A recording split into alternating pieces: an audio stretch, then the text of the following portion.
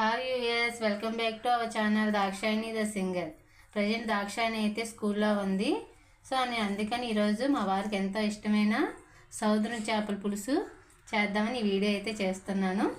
So అది ఎలా చేయాలనేది మీకు చూపిస్తాను. ఎక్కడ స్కిప్ చేయకుండా చివరి వరకు చూడండి. ఫస్ట్ అయితే ఇటువంటి చేపలు అయితే నీట్గా కడిగేసి పెట్టుకున్నాను. ఇప్పుడు అందులోని ఒక స్పూన్ వరకు, ఒక హాఫ్ స్పూన్ సాల్ట్ యాడ్ చేస్తున్నాను. అలాగే ఒక హాఫ్ స్పూన్ కారం,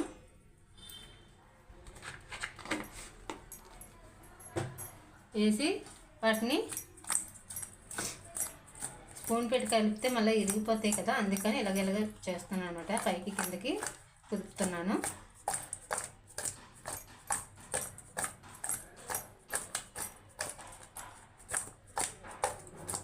ఉప్పు కారం వేసి వీటిని కొంచెంసేపు ఇలా నానబెట్టుకుంటే వాటికి బాగా కారం ఉప్పు పడుతుంది అన్నమాట.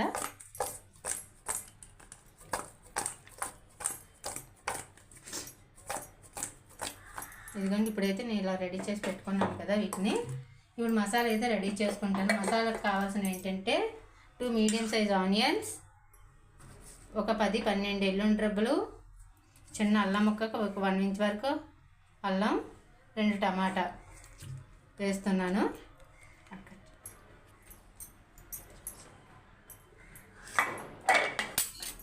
ఇదిగోండి, ఇంకా కూరకి 2 పచ్చిమిరపకాయలు, కొంచెం కొత్తిమీర, అలాగే ఒక కరివేపాకు రెబ్బ, అలాగే కొంచెం చింతపండు రసం. మేము పులుపు తక్కువ తింటాం కాబట్టి మేము కొంచెం తీసుకున్నాము. మీకు టేస్ట్కి తగ్గట్టు మీరు తీసుకోండి. ఇప్పుడైతే మసాలాకు రెడీ చేసుకుందాం. ఫస్ట్ మిక్సీ ఆడుకోవాలి. ఇవన్నీ వేసుకొని ఇదిగోండి ఎల్లుల్లిపాయలు వేస్తున్నాను, అలాగే అల్లం. ఇప్పుడు ఆనియన్స్ కట్ చేసి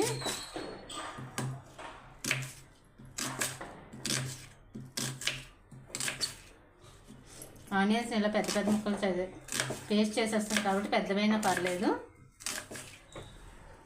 ఆనియన్స్ వేసాను, అలాగే టమాటా కూడా కట్ చేసి పేస్ట్ చేసుకోవాలి. అన్నీ కలిపి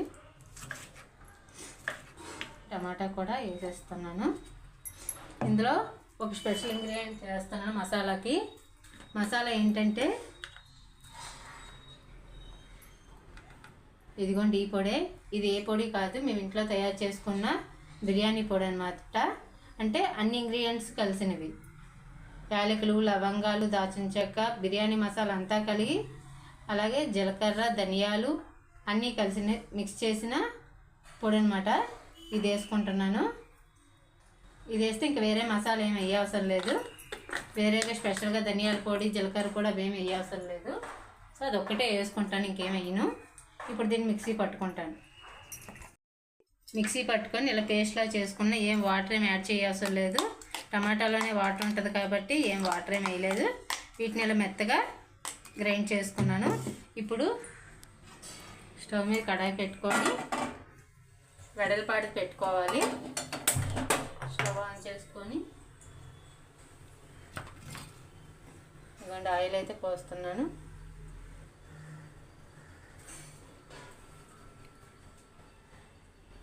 ఇదిగోండి ఆయిల్ అయితే కొంచెం ఎక్కువే యూజ్ చేస్తాను, ఎందుకంటే నాన్ వెజ్కి ఆయిల్ లేకపోతే బాగోదు కదా. అందుకని అంటే మీకు అంచనాగా చెప్పాలంటే ఒక 5-6 టేబుల్ స్పూన్లు అనమాట వేసుకొని మంటని హై ఫ్లేమ్లో పెట్టుకొని ఆయిల్ హీట్ చేసుకోవాలి. ఇదిగోండి ఆయిల్ అయితే హీట్ ఎక్కిపోయింది. ఆయిల్లో మసాలా రెడీ చేసుకున్నాం కదా పేస్ట్,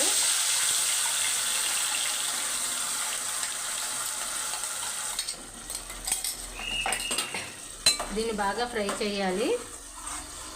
మళ్ళీ ఆయిల్ అంతా బయటకు వచ్చేంత వరకు కూడా దీన్ని బాగా ఫ్రై చేయాలన్నమాట.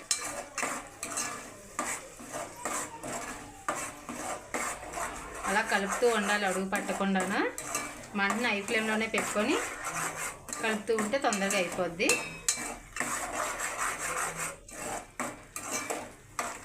ఇదిగోండి హైట్లో పెడితే తుల్లుతుంది కదా, అందుకని మంటను కొంచెం మీడియం ఫ్లేమ్లో పెట్టుకొని కలుపుతూ దీన్ని అయితే ప్రిపేర్ చేస్తున్నాను.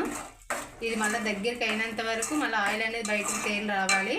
అప్పటి వరకు దీన్ని ఇలా కలుపుకోవాలి. దీన్ని ఇలా కలుపుతూ ఉల్లిపాయలోని టమాటాలోని వాటర్ ఉంటుంది కదా, ఆ వాటర్ అంతా కూడా ఇంకిపోయి ఆయిల్ అనేది బయటికి రావాలి. అంతవరకు దీన్ని ఫ్రై చేయాలన్నమాట. ఇలా మీడియం ఫ్లేమ్లో పెట్టి ఫ్రై చేసుకుంటే చేతి మీదకి తుల్లదు. ఆయిల్ అనేది బయటికి వచ్చినంత వరకు అలా కలుపుతూనే ఉండాలి, అడుగు పట్టకుండా.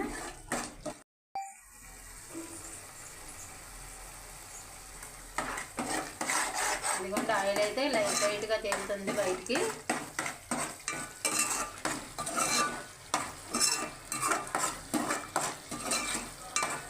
చూడండి లైట్గా వస్తుంది కదా, ఇంకా వచ్చినంత వరకు కూడా ఇలా కలుపుతూ ఉండాలి. ఇప్పుడు 2 పచ్చిమిర్చిని ఇలా మధ్యకి 2 ముక్కలు చేసుకొని వేసుకోవాలి. 50% వేగిన తర్వాత పచ్చిమిరపకాయలు వేసుకోవాలి, లేకపోతే స్మాష్ అయిపోతాయి అన్నమాట ఒక ఫస్ట్ వేస్తే.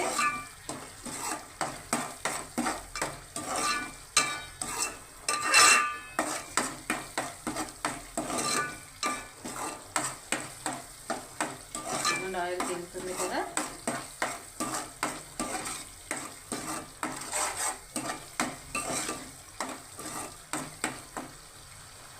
మంటని హై అండ్ లో మీడియంకి అడ్జస్ట్ చేసుకుంటూ దీన్ని ఫ్రై చేసుకోండి. ఇదిగోండి ఆయిల్ చూడండి బయటకు వస్తుంది.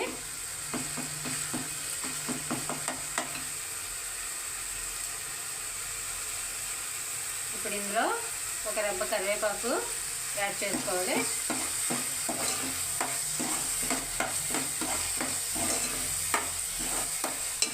కరివేపాకు వేసుకుంటే పులుసు టేస్ట్ సూపర్గా ఉంటుంది అన్నమాట, చాలా బాగుంటుంది. చూడండి ఆయిల్ మొత్తం బయటకు వచ్చేసింది.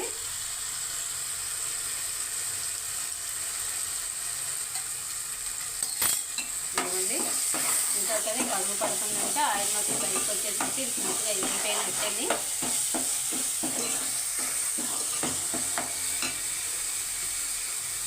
ఇప్పుడు ఇందాక చేపల్లోని 1 స్పూన్ కారం వేసుకున్నాం కదా,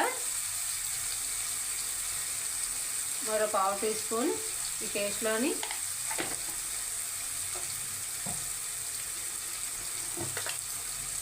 అలాగే సాల్ట్ కూడా ఒక 1/2 టీ స్పూన్ వేసుకోవాలి. యాడ్ చేసుకొని నేను 1 నిమిషం కలుపుకుంటే మంటని లో ఫ్లేమ్లో పెట్టుకోవాలి. ఎందుకంటే ముద్ద అయిపోయింది కాబట్టి అడుగు పడుతుంది కదా.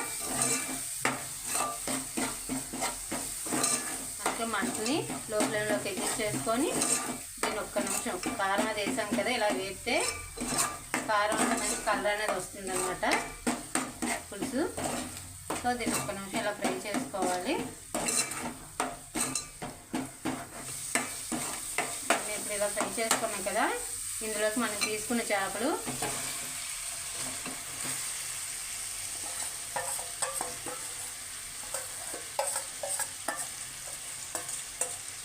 ఇదిగోండి చేపలు అయితే వేసేసుకున్నాను.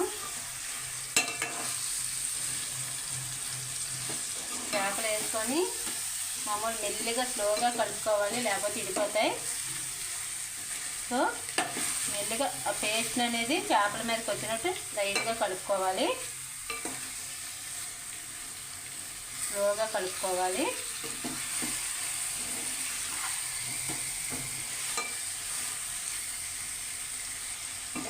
ఆ పేస్ట్ అనేది కింద ఉండిపోద్ది కదా, ఫిష్ మీదకి వచ్చినట్టు నేను లైట్గా కలుపుకోవాలి. ఇలా కలుపుకొని లో ఫ్లేమ్లోకి అడ్జస్ట్ చేసుకొని ఒక 2-3 మినిట్స్ దీన్ని మూత పెట్టి ఉంచుకుంటే ఆ మసాలా కూడా ఫిష్కి పడుతుంది అన్నమాట. చూడండి 2 మినిట్స్ అయ్యింది, చేస్తున్నాను.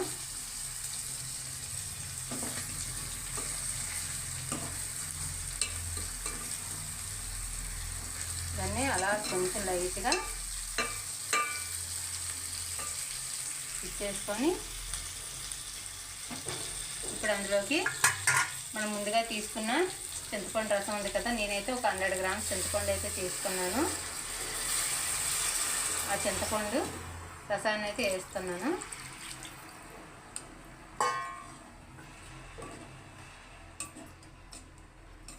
వేసేసాను. కలపకూడదు, కలిపితే మళ్ళీ ఇడిపోతాయి చేపలు. సో అలా వదిలేసి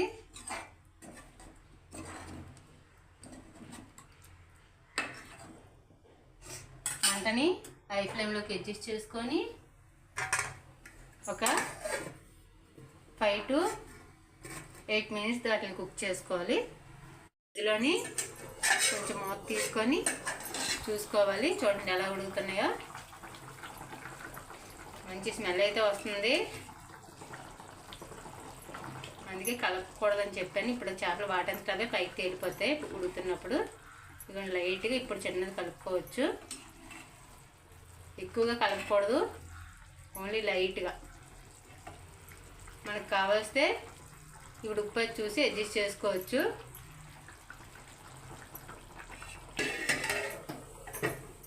కారం అయితే సరిపోయింది, కానీ ఉప్పు అయితే కొంచెం తక్కువ వచ్చింది లైట్గానా. అందుకని నేను మరో కొంచెం యాడ్ చేసుకుంటున్నాను.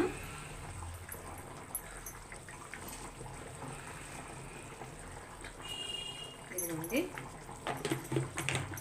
దీన్ని ఇంకో 5 మినిట్స్ మాత్రం ఇలాగే మూత పెట్టి వదిలేయాలి. ఎందుకంటే పులుసు కొంచెం చిక్కపడాలి. ఇప్పుడు పలచగా ఉంది కదా, కొంచెం చిక్కపడేంత వరకు దాన్ని అలాగే హై ఫ్లేమ్లోనే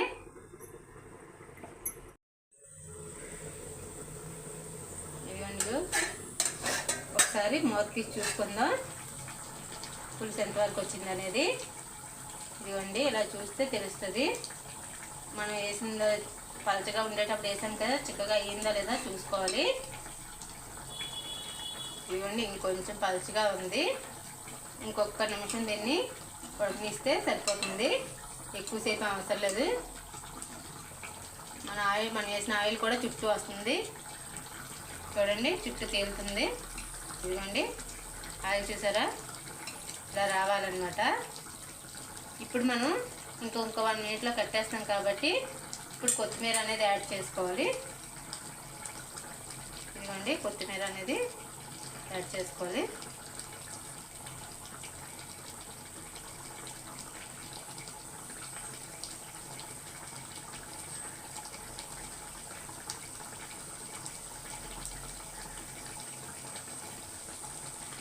కొత్తిమీర వేసుకున్న తర్వాత మంటని సిమ్లో పెట్టుకోవాలి. ఎందుకంటే ఇప్పుడు ఆ కొత్తిమీర ఫ్లేవర్ అంతా కూడా పులుసుకి ఆ ఫిష్కి పట్టాలి కదా, అందుకే సిమ్లో పెట్టుకొని 1 నిమిషం పాటు ఉడకనిస్తే సరిపోతుంది. చేపల పులుసు రెడీ అయిపోయినట్టని 1 నిమిషం అలా ఉంచుదాం.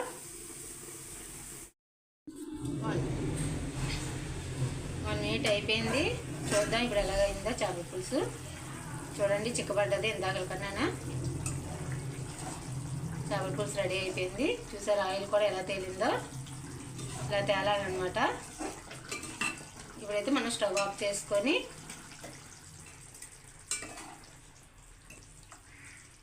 చూడండి గరిటికి కనిపిస్తుంది, చూసారా అంటుతుంది. మనం వేసిన ఆయిల్ అంతా కూడా బయటికి కూడా వచ్చేసింది. ఇలా రావాలి. పులుసు కూడా చూడండి చిక్కగా ఉంది. ఇప్పుడు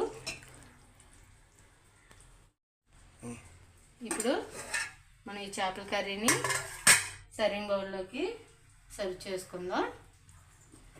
చూడండి ఫస్ట్ మెల్లిగా చేపలను అనేవి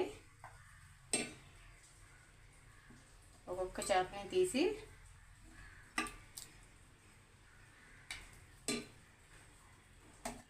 ఇవన్నీ ఎక్కడ చేప విడిపోలేదు, ఇలా రావాలి. చేప విడకుండాను ఇంకొంచెం చూడండి ఎక్కడ చేప వెళ్ళలేదు, నీట్గా ఉంది. మనం ఎలా వేసుకుందాం అలాగా అలా రావాలి. అందుకే ఎక్కువగా కలుపుకోకూడదు. ఇదిగోండి చేపలన్నీ తీసేసుకున్నాను. ఇంకా పులుసు వేసుకోండి.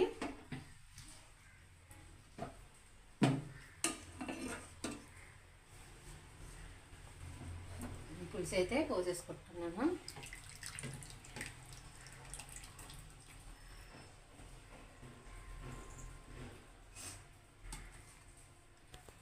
చూడండి, టేస్టీగా ఉండే చేపల పులుసు అయితే రెడీ అయిపోయింది. సో ఫ్రెండ్స్, చేపల పులుసు అయితే రెడీ అయిపోయింది. చూసారు కదా ఆయిల్ ఎలా తేలిందో. మనం వేసిన కొత్తిమీర, కరివేపాకు కూడా తేలింది, చేపలు కూడా కనిపిస్తున్నాయి. సో ఈ వీడియో కనుక మీకు నచ్చినట్టయితే ప్లీజ్ లైక్ చేయండి, షేర్ చేయండి. అలాగే దాక్షాయణి ద సింగర్ ఛానల్ని సబ్స్క్రైబ్ చేసుకోండి. అలాగే ఈ చేపల పులుసుని మీరు కూడా ట్రై చేసి మీకు ఎలా వచ్చింది అనేది కామెంట్ రూపంలో తెలియజేయండి. Thank you.